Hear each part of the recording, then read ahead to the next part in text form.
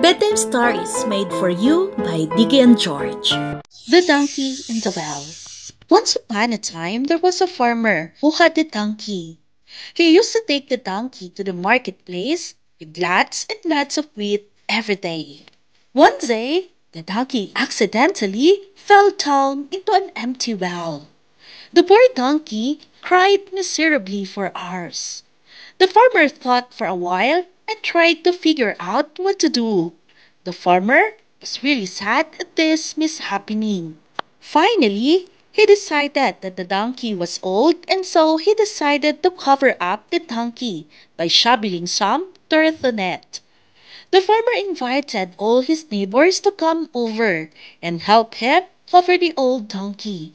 They all grabbed a shovel and began to shovel dirt into the well. At once, the donkey realized what was happening, and it started crying loudly.